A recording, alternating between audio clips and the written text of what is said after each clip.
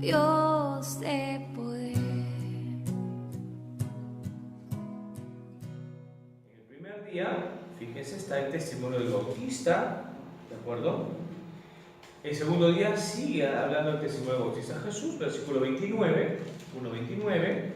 Después, el tercer día, viene el encuentro con los discípulos, versículo 35, 1:35.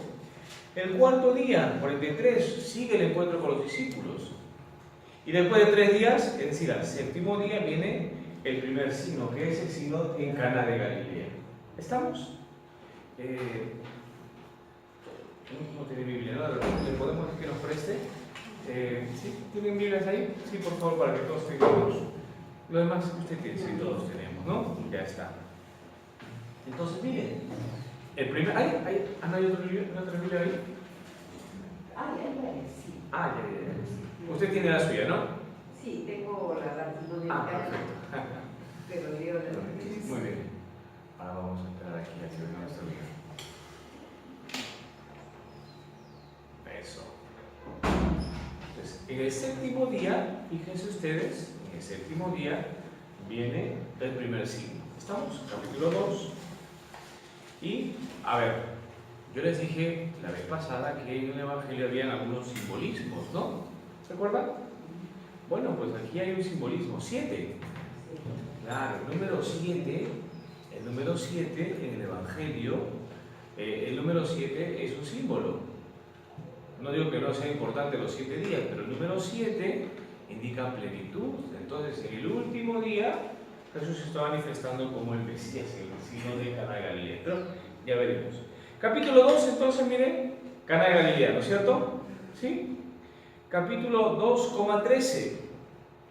Ya no es Cana de Galilea, sino ¿qué cosa es? Ahí está, miren, la purificación del templo. ¿Sí?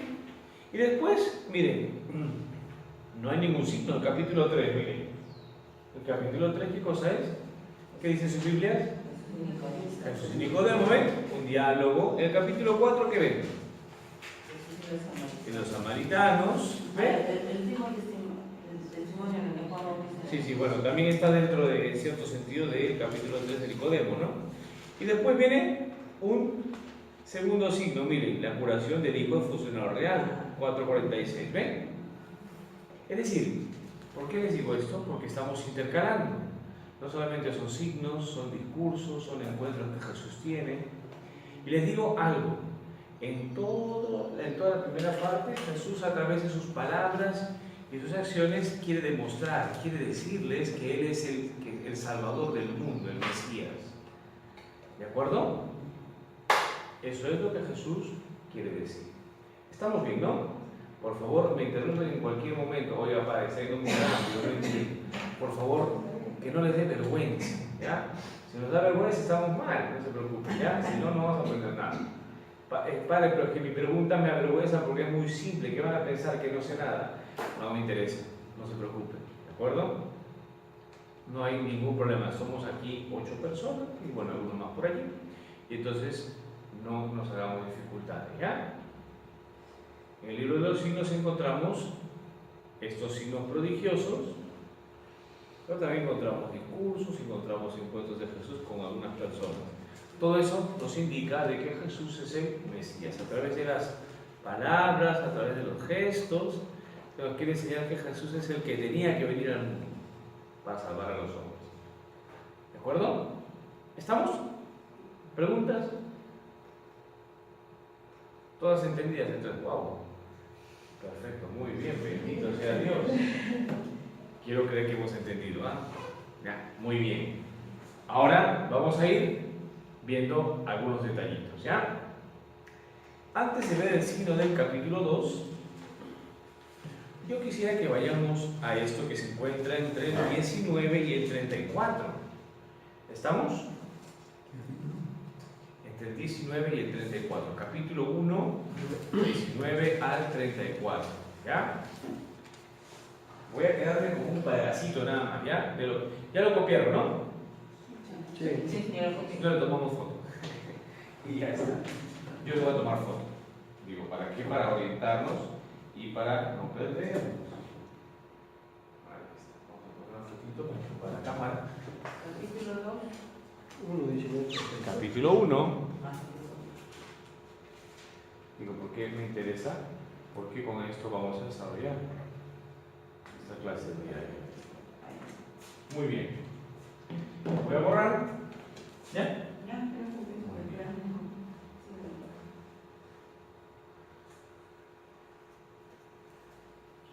¿Cuántos evangelios hay? 4.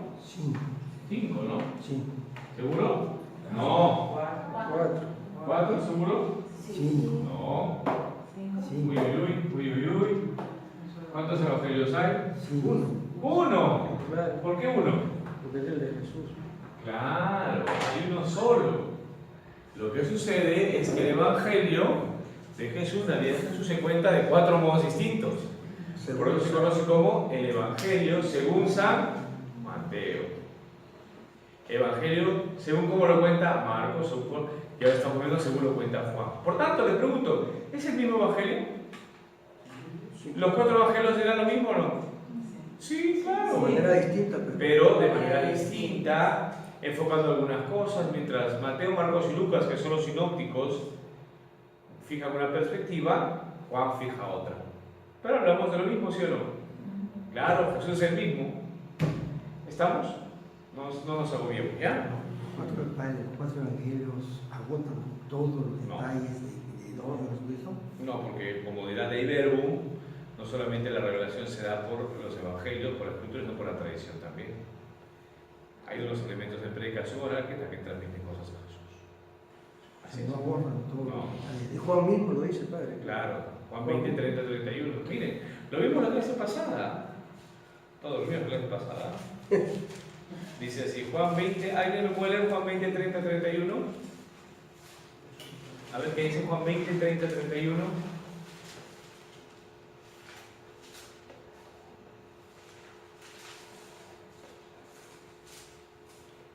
Jesús hizo en presencia de sus discípulos muchos más signos de los que han sido narrados en este libro.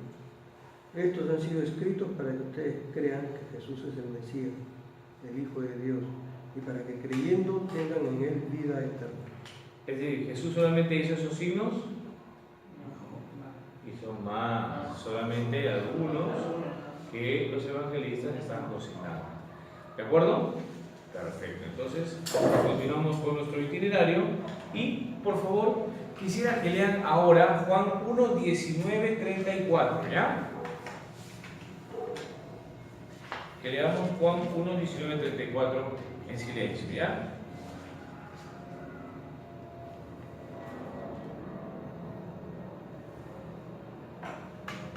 Juan 1, 19, 34.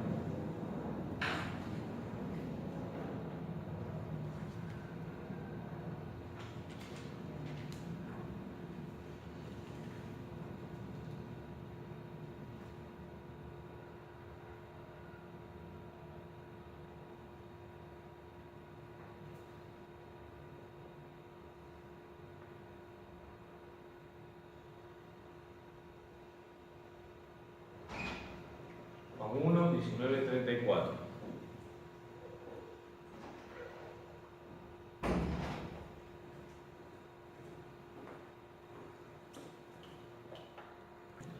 Anunciar, sí, precursor, esa palabra es importante. ¿Qué significa ser precursor? Me pregunto usted.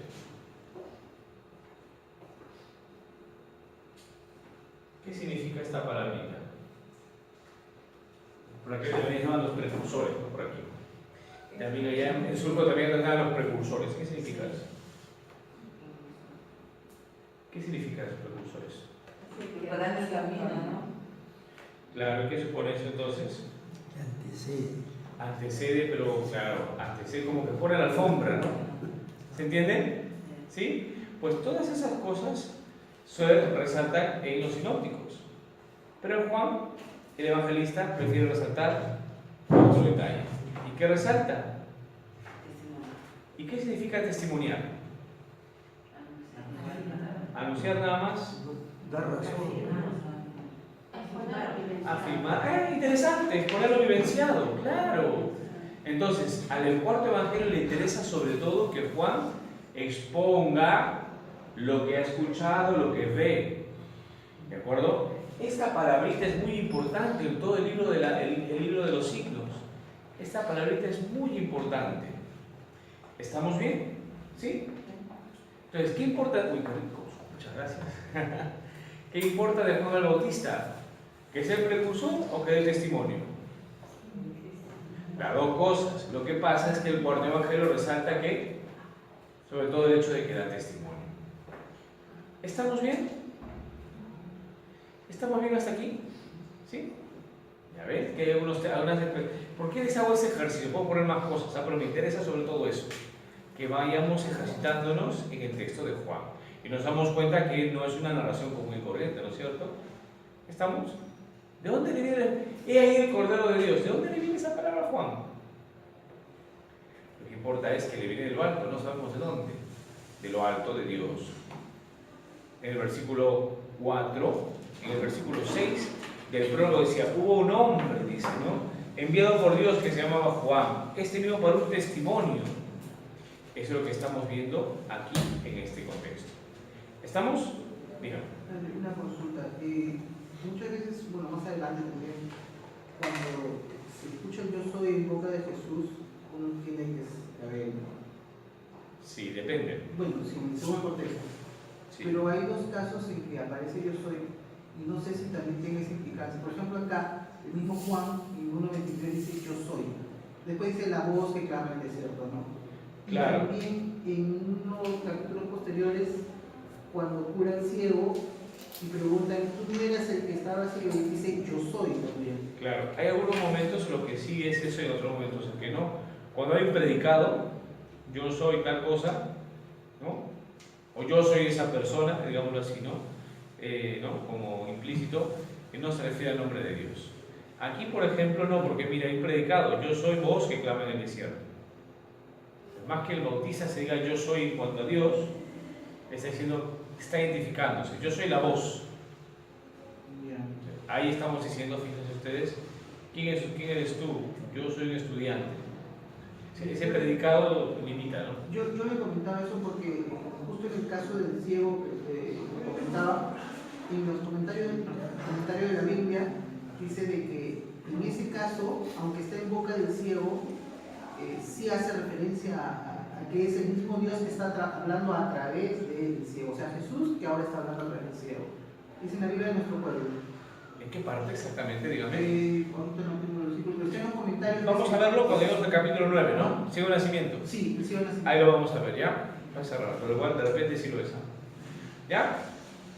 Entonces, más o menos nos estamos familiarizando con el léxico. Un poco más elevado, ¿se dan cuenta? Si usted lee Mateo, Marcos y Lucas, no es tan... Lucas, Mateo y Marcos son más sencillos. A eso voy. La forma de hablar del cuarto evangelio es un poquito más elevada. ¿Estamos? He ahí el Cordero de Dios. ¿Dónde viene eso, no? ¿Estamos? Sigamos, ¿ya? Y vamos ahora a otro texto para que nos familiaricemos más. Y vamos al 35:51. Y van a ver entonces la forma de hablar en que nos muestra el Evangelio el cuarto texto, el cuarto evangelio. Juan 1:35, 51. Y entonces yo quiero que lean, por favor, quisiera que lean, y vamos a hacer esto, ¿ya? Después de leer nos vamos a reunir de a dos, ¿ya? Dos, y quiero que compartan ustedes qué les llama la atención de la forma de hablar de Jesús, de las expresiones. Ya primero leamos y saquemos en una hojita o ¿sí? en un cuaderno qué cosas les llama la atención, ¿ya? Para que hagamos la clase más activa también. Juan 1:35, 51. ¿Bien? ¿Han leído el texto ya? ¿Sí? Han sacado las cosas que les llaman la atención, ¿no? A ver, sáquenos un par de minutos. Y entonces, después de un par de minutos, entonces, pues vamos a poner así, ¿ya? Dos hacia atrás, ustedes dos, y van a poner en común qué les llama la atención, ¿ya? Primer detalle interesante. Otro detalle interesante, claro. ¿Quién lo buscan? Los discípulos. ¿Pero por qué lo buscan los discípulos? ¿Porque alguien les ha indicado o no? Claro, Juan es ¿Cuál es el Cordero de Dios? Entonces siguieron a Jesús. ¿Estamos? Claro. Es decir, que los discípulos, uno de ellos, bueno, dos, Andrés y Juan son, ellos han buscado a Jesús porque alguien les ha comunicado. Vamos a utilizar la misma expresión que utilizamos para el bautista. Alguien les ha, es, efectivamente, ¿qué ha hecho el bautista? Ha dado testimonio de Jesús. ¿Y qué han hecho los discípulos? ¿Se han pasado la voz nomás? No, han utilizando el mismo término, han testimoniado. ¿Se da cuenta que hay una cascada de testimonios? ¿Con quién empezó? Juan, que le dice estos dos, y estos dos se escuchan y se quedan con él. Interesante, ¿ah? Va a Jesús, ¿dónde vives? Venid y lo veréis. Y se quedaron con él hasta la hora décima. La hora décima es las 4 de la tarde. ¿Ya? ¿Y por qué entonces piensan ustedes que señala la hora? ¿Algo se imaginan? Cuando a ustedes no les pasa algo importante, ustedes no fijan, bueno, fue al mediodía en que me dijo esto, ¿o no? Cuando les sucede algún acontecimiento importante, ¿no recuerdan ustedes los detalles?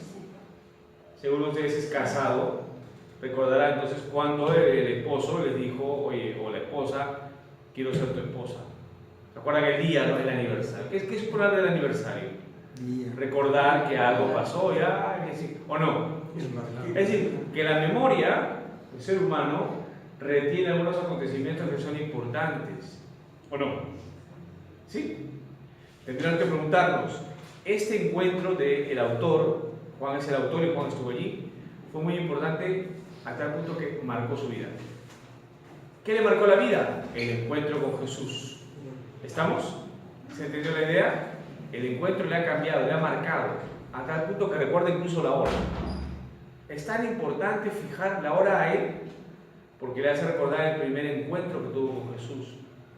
¿Ustedes saben cómo se le denomina a Juan en los siguientes capítulos? Bien amado. El discípulo amado. El discípulo amado. A ver, yo les dije la vez pasada, si hablo de discípulo amado, ¿qué supone? Les dije, no. ¿Quién es el que ama? ¿Lo aman a él o él ama? El discípulo amado. Lo ama. Es decir, hay alguien que es Jesús que lo ama. Es decir, que hay una relación intensa, íntima entre Jesús y el discípulo. Y para él es tan importante que lo ha fijado con la hora exacta, el momento de su encuentro, las 4 de la tarde. ¿Estamos? ¿Se entendió la idea? Por eso fija, porque dentro de todo lo más importante es el encuentro. El bautista le dice, he ahí el Cordero de Dios. Lo siguen, ¿dónde moras? ¿Dónde vives? Venid y lo veréis.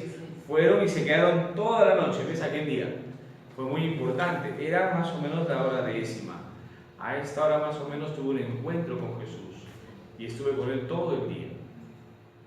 Y tan importante fue que al día siguiente uno de ellos empieza a decirle a su amigo, a su hermano, ¿no?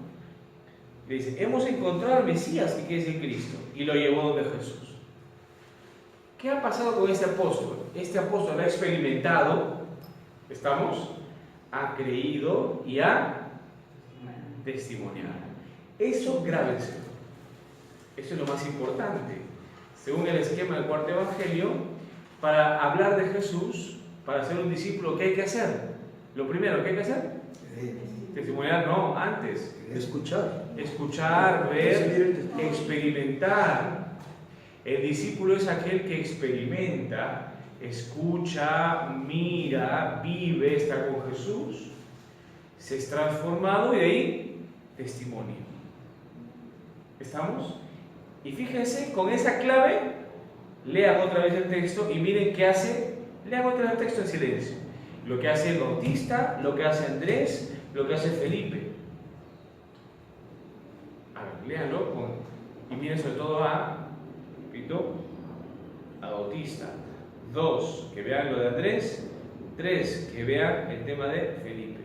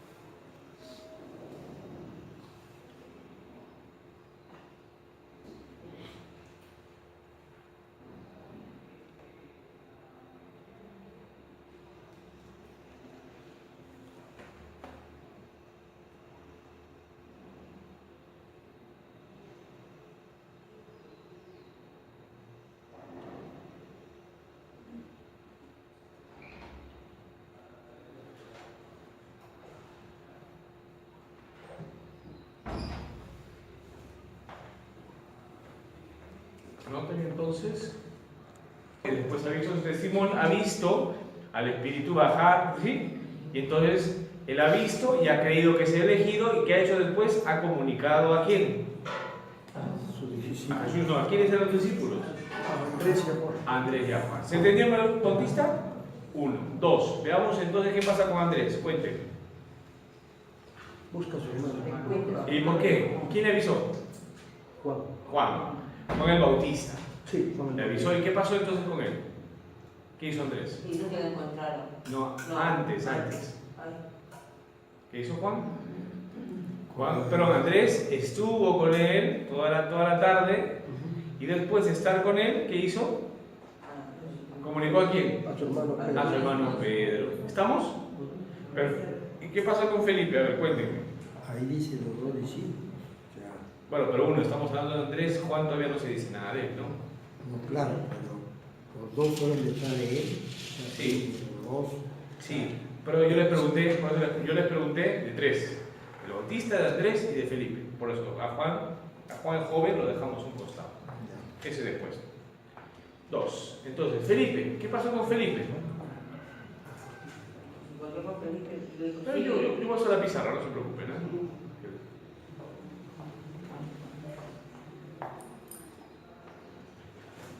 A ver, ¿qué pasó con Felipe entonces? A ver, cuénteme. ¿Ah? Jesús me invita a seguir. Ya, muy interesante. ¿Qué le dice? Se encuentra con Felipe y le dice, sígueme. ¿Y qué hace Felipe? Sí. Felipe. Sí, también va. Ah, Felipe estuvo con él. ¿Y después qué más? Felipe se encuentra con quién? Versículo 45. Se encuentra con una. ¿Y qué le dice? Le dijo, hemos hallado a aquel de quien escribió Moisés en la ley y también en los profetas. Es Jesús, el hijo de José de Nazaret. Ajá. Entonces, ¿se han interesado más o menos? ¿Se han dado cuenta? Sí. ¿Cuál es el mismo esquema, no? A ver, dentro de ese esquema, el Bautista, Andrés y Felipe, ¿cuál es el primer momento? El encuentro. ¿Es él? El encuentro. No, ese es el último, primero. El encuentro. O alguien le testimonia, ¿no? Alguien les dice algo. Ya. 2. El encuentro. 3. El seguimiento. La conversión o seguimiento. Y 4. El testimonio. Ese es muy bien. Ese es el proceso que se da en el discípulo. Un discípulo ha escuchado hablar, alguien lo ha llevado, Jesús mismo u otro, ha tenido un encuentro, se ha transformado y ha comunicado o testimoniado. ¿Estamos? El evangelista quiere que ustedes retengan eso, porque cada vez que se hable de un discípulo, pasará lo mismo. La samaritana será una discípula que escuchará a Jesús, se transformará y comunicará. Esa es la samaritana, el capítulo 4. Por eso les pedí que lean el capítulo 4. ¿Se dan cuenta? Lo vamos a hacer más rápido. De una vez, leamos rápidamente el capítulo 4. ¿Ya? Porque después ya no lo vamos a leer. Y vamos al capítulo 4 desde el versículo 7, ¿ya? 4, 7 hasta el versículo 42. De un solo tirón, léanlo por favor. Y van a ver, yo quiero que identifiquen qué pasa con la samaritana, para que vean lo que sucede con los discípulos, con una discípula en este caso. Claro, a ver. Se convirtió.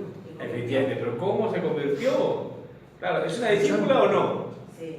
Porque, a ver, ¿qué hizo primero? Muy bien. Escuchó, claro, porque tuvo una experiencia con alguien. ¿Le debía hablar un judío a la samaritana? No.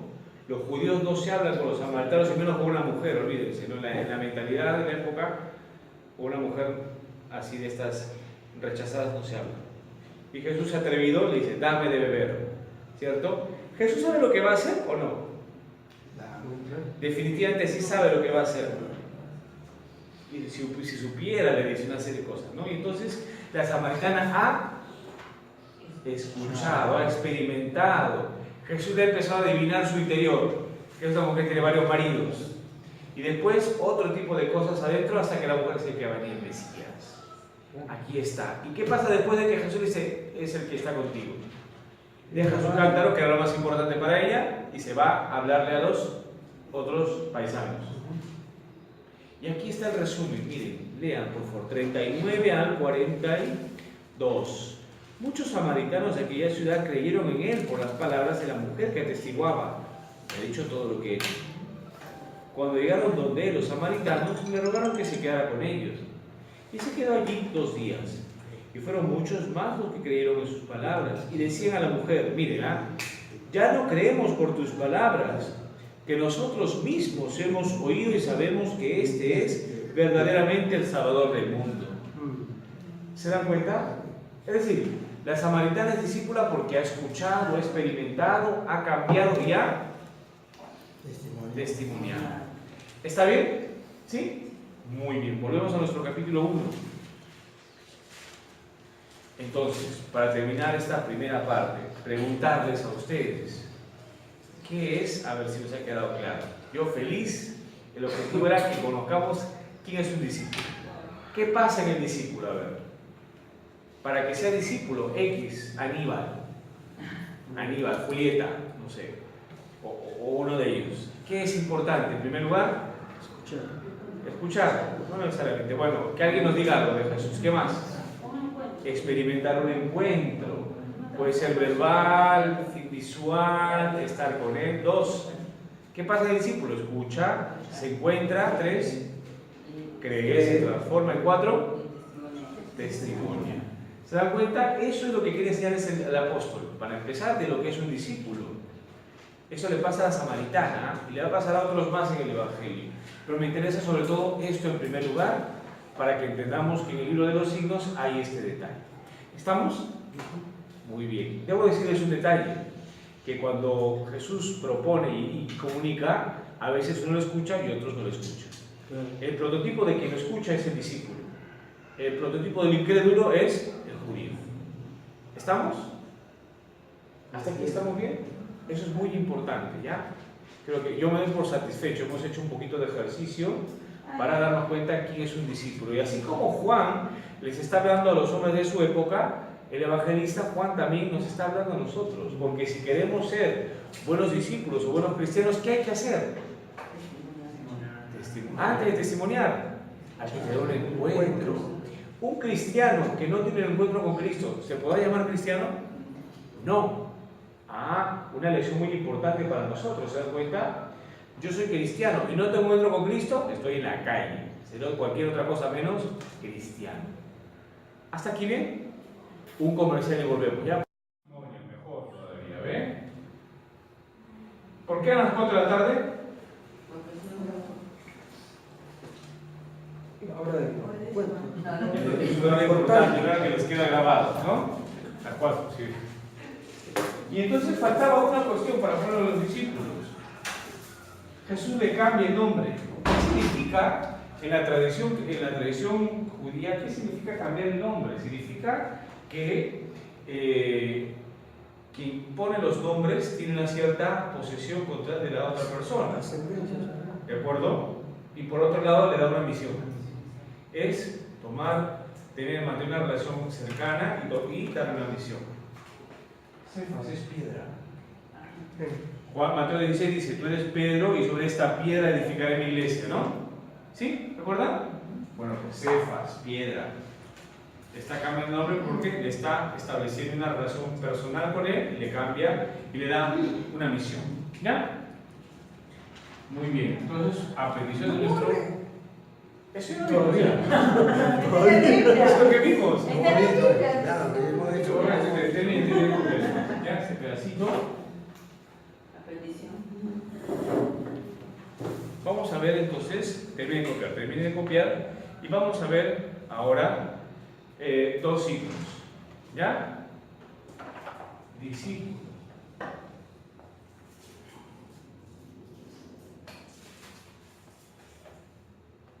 Escucha una invitación de parte de alguien. Alguien le dice algo: ven y verás, dame de beber, lo que sea. 2. Tiene experiencia, experimenta. Tiene vivencia, vamos a poner mejor, ya para que se entienda. Escucha, oye algo, se transforma interiormente, cree, finalmente testimonio. ceremonia.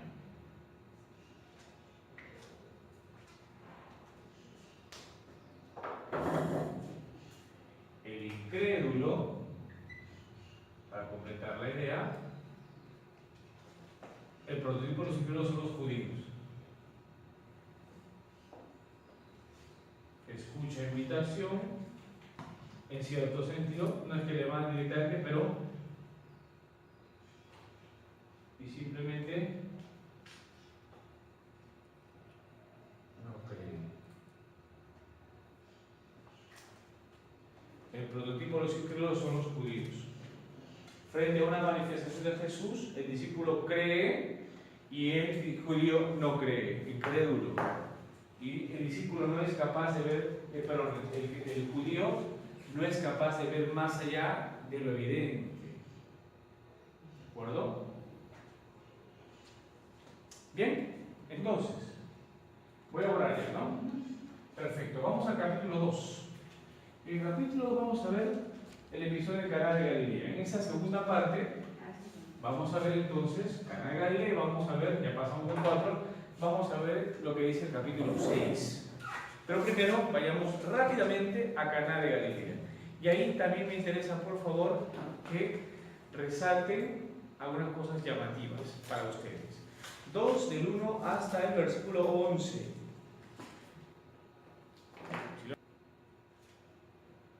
¿Bien? No es un texto muy largo, ¿no es cierto? Pero tiene cosas muy interesantes, ¿ah? A ver, yo les pregunto, los personajes más importantes del texto, de la narración, díganme ustedes. A ver, 1, Jesús, 2, María, su madre, 2, ¿qué más? los sirvientes, Los sirvientes, El que prueba el vino, el mayor. el que prueba el vino.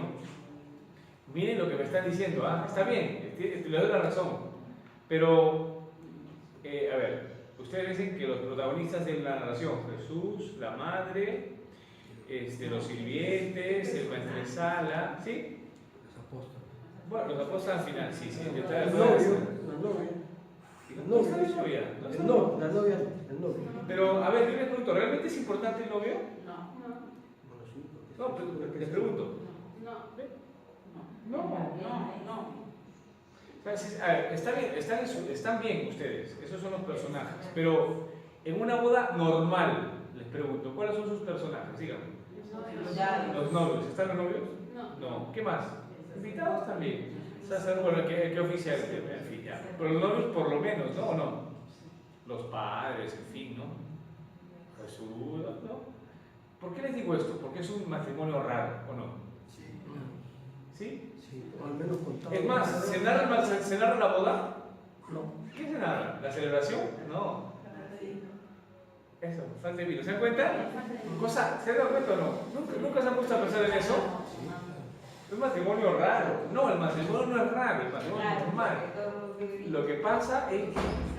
¿Ah? lo que se resalta. Efectivamente, lo que se resalta de la boda es distinto. Con lo cual, ¿la boda en sí será importante? No. Si no, Sí. lo que sucede, la pérdida, la falta de vino y todo. ¿Estamos? Ya. Esto que yo les estoy diciendo es importante, porque el evangelista no está resaltando la boda, sino lo que pasa en el contexto de la boda, ¿cierto? Ya. Entonces, ustedes dirán, ¿cuál es el mensaje del texto? Que María intercede. Pues es verdad, es verdad. Pero el texto dice más, ¿ya? Acostúmbrense, uno de ustedes me preguntó hace un ratito, alguien me preguntó, ¿la samaritana no puede ser símbolo de los samaritanos? Yo le dije sí. Entonces, acostúmbrense a ver una cosa. ¿Y a María le dicen María? Por cierto, ¿cómo le dicen? Mujer. Mujer. Qué despectivo Jesús, ¿no? ¿O no?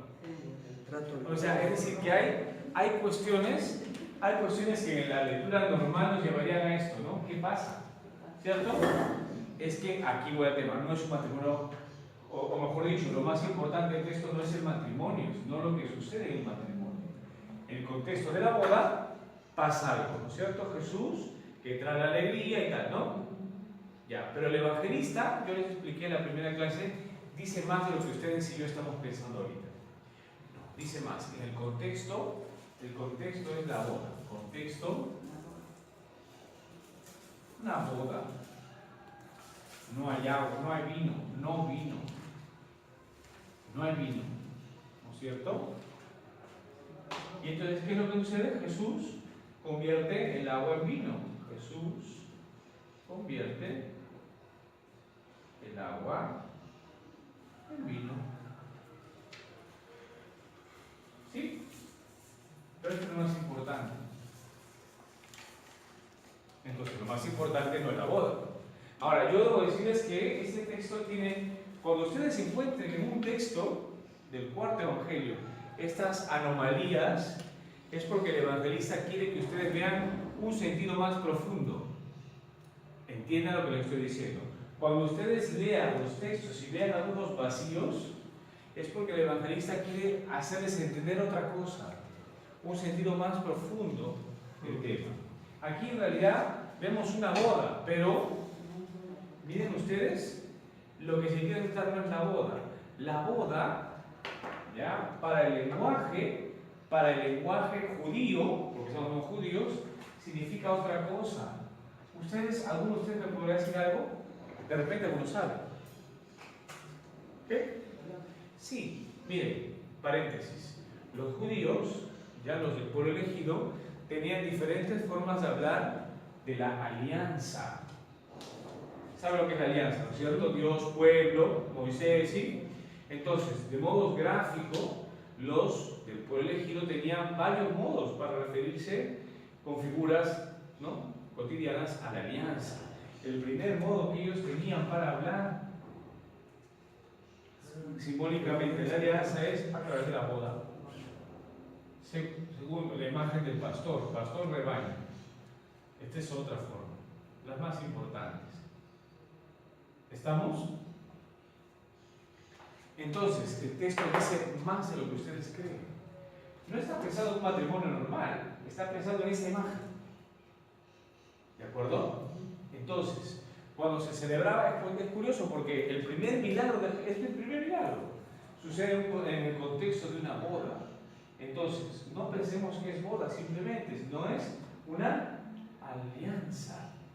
Es decir, que la boda, para el matrimonio varón-mujer, simboliza ¿qué cosa? La alianza. ¿Quién es la alianza del varón? Jesús. No, Jesús todavía, dejen a Jesús allí. Dios. ¿Y quién es la mujer? La iglesia, dejemos después. El pueblo. Ese es después. Aquí lo ves después. Pero ahorita en el Antiguo Testamento es Dios y su pueblo. No la mujer, no el varón, yo y Dios, no. El pueblo, el sujeto colectivo y Dios. ¿Estamos? Para entender, para que los judíos entiendan qué es una alianza, los profetas utilizaban la imagen nupcial. El varón es Dios y la mujer es el pueblo. ¿Estamos? ¿Sí? Entonces, todo eso que les estoy diciendo tiene una connotación en Cana de Galilea. Porque Jesús está invitado a la boda, es decir, a la alianza. Y entonces, primera idea, el tema de la boda. Boda, alianza. ¿Estamos? ¿Ya? Y en segundo lugar, otra expresión interesante. Los judíos pensaban, ¿ya?, que al final de los tiempos, como fruto de la alianza, como consumación ya final de la alianza entre Dios y su pueblo, se imaginaban ellos un banquete en el cual había superabundancia de vino. ¿Estamos? Los textos proféticos, Zacarías, Malaquías, ven que al fin de los tiempos, como consumación de la boda, iba a haber un banquete mesiánico se llama, en que habrá superabundancia de vino. ¿Estamos? Con esas dos categorías, alianza, boda y superabundancia de vino, consumación de la alianza, ahora leamos el texto. ¿Qué quiere decir el texto? Jesús, sus discípulos y su madre están en una boda y entonces falta vino. ¿Estamos? Falta vino. ¿Y qué supone? ¿Que ya no hay fiesta? Claro, pero al nivel que yo les estoy hablando, ¿qué supone decir que falta vino? No hay vino, le dice. María se da cuenta.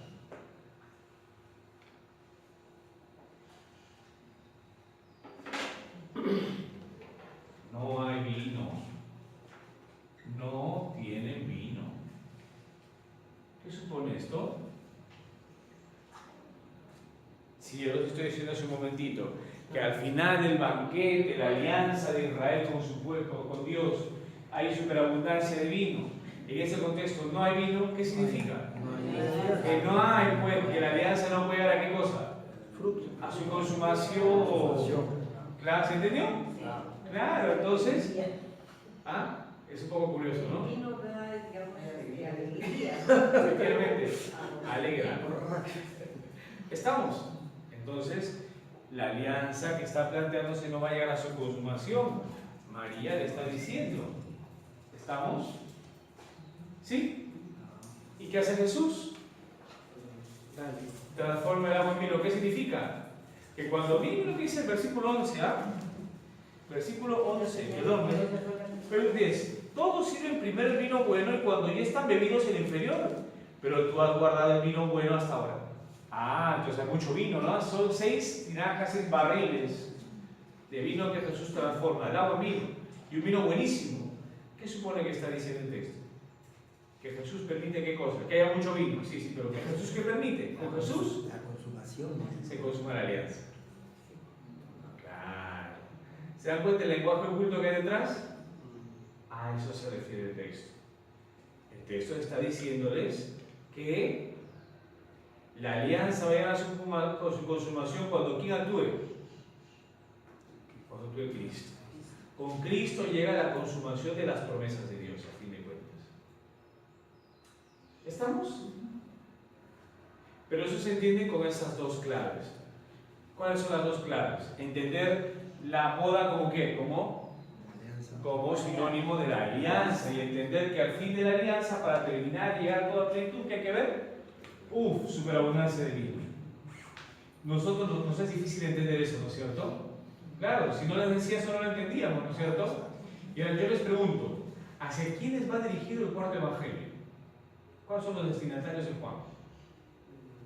¿Judeocristianos o no? ¿Y ustedes creen que los judeocristianos entendían esto? Por supuesto, si eran judíos. A ver, les explico.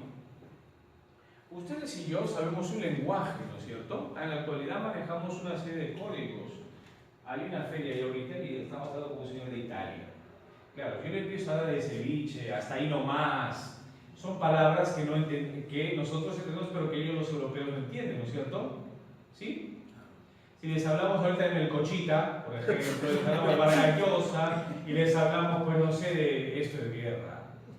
Este tipo de cosas, así de la ciudad de los perros, nos entendemos nosotros, ¿no? ¿Sí? ¿Nos entenderá un colombiano? ¿Nos entenderá un italiano? Pero si a nosotros nos cuentan una historia como esa, ¿la entendemos o no? ¿O no? ¿Sí? Claro. Eso les pasa a los destinatarios del cuarto evangelio. Ustedes han visto perdón el ejemplo, ¿ya? Ustedes han visto una película que se llama así, ¿no es cierto? Sí. A su madre. ¿Sí o no? Sí. Y nos ha dado, bueno, yo no lo he visto, yo he visto un pedacito. ¿Y les da risa o no?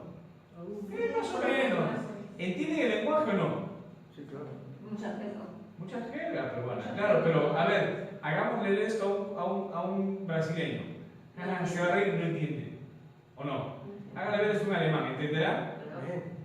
Ya, eso le pasa. ¿Por qué? Porque la película está dirigida a quiénes? A peruanos. Es más, ni siquiera a peruanos, a limeños, ¿sabes? Porque el del norte no entiende. El de la selva tampoco. ¿Se dan cuenta? Los destinatarios del autor de la película son unas personas completas que entienden. Así también, salgamos del ejemplo, y así también el cuarto evangelio, a otro nivel mucho más culto, claro, muchísimo más culto. Entonces, escribió para un grupo de gente, ¿no es cierto? ¿Y qué tendría que hacer un alemán para entender esta película? Vivir, conocer el contexto, comprender la cultura, ¿no?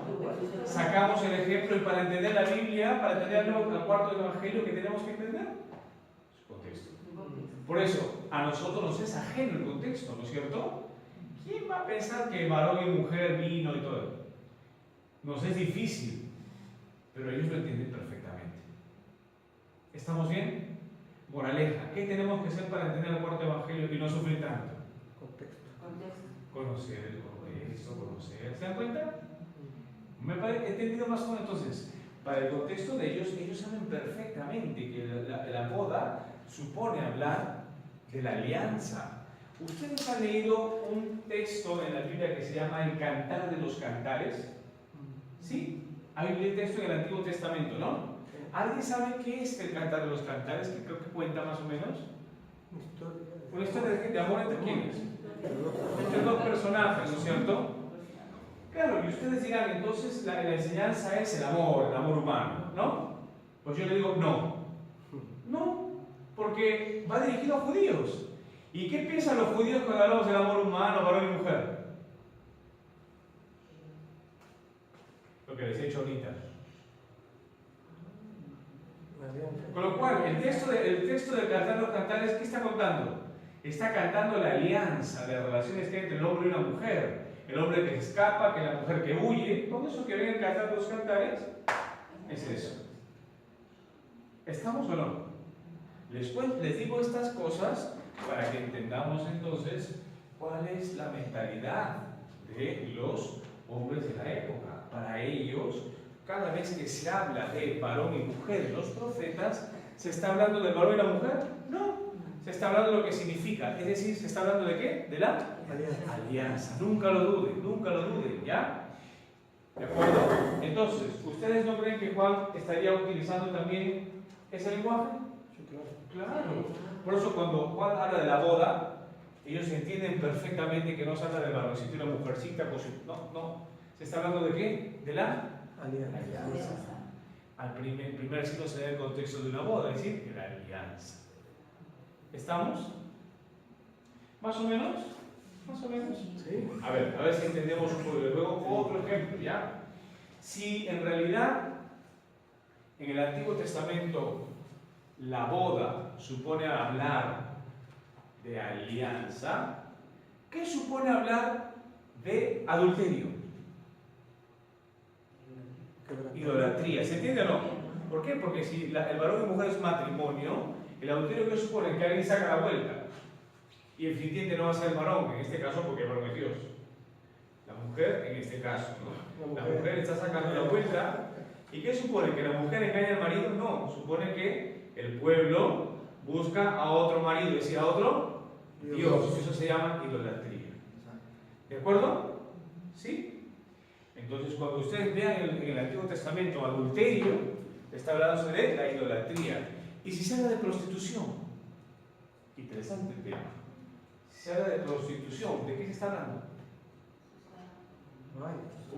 Claro, pues de varios dioses. De varios dioses. ¿Estamos? 5 maridos, dice Juan 4. Y la mujer tendrá 5 maridos, sí, pero también adoraba 5 dioses, pues. ¿Se entendió la imagen? ¿Sí? ¿Más o menos? Es que para entender el cuarto evangelio tenemos que entender varias imágenes. ¿Estamos? No en vano es un texto, el último, prácticamente de los últimos textos que hay en la Biblia. ¿Estamos? Entonces, creo que más o menos vamos comprendiendo esos detalles, ¿no? ¿Sí? De una vez me adelanto. Primera imagen, la más nombrada, será la imagen nupcial. Segunda imagen, la imagen del pastor y el rebaño. Entonces, si en el Antiguo Testamento hablamos de pastor, ¿quién es el pastor? Antiguo Testamento. Dios. ¿Quién es el rebaño? El pueblo, efectivamente. ¿Estamos? Muy bien.